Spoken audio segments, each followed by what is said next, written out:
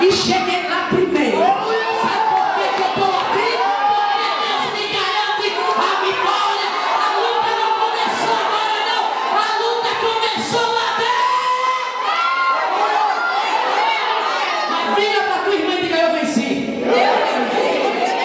Quem venceu aqui? Quem venceu? Quem chegou? Quem chegou? Quem chegou? Quem chegou? Quem chegou? Quem chegou? Olha, Senhor, sem perna, sem arma, sem faca, sem revólver, sem braço, sem perna, sem cabeça e sola.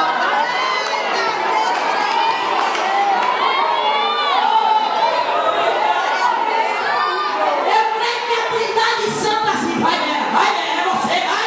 Chegou a tua vez, é agora, é agora, é agora, é agora, é agora. Levanta a mão da tua irmã.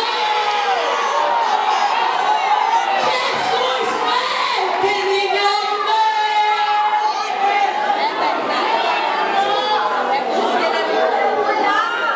olhando para José, acabou o sonho de José. Os irmãos pegaram dele, aí tá bom, nada.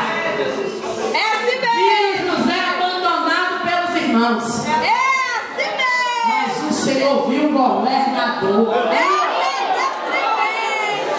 problema aqui é a ótica. O problema aqui é a visão que você tem.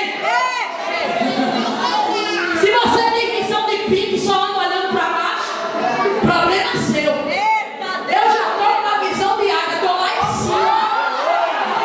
Eu só olho em cima, vai de cachorro, o problema aqui é a visão, era pecadora. Jesus estava vendo uma adoradora. E a questão da visão de Jesus é assim: quando ele olha, ninguém olha mais. É ele que tomou, é ele quem te chamou, é ele quem te convocou. Aleluia.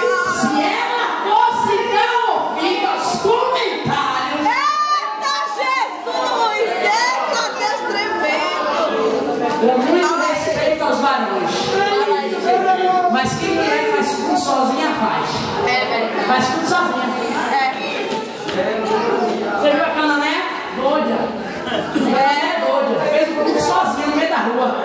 Saiu gritando Jesus, ô filho de Davi, olha isso. Senhor, aos discípulos, Senhor, despede.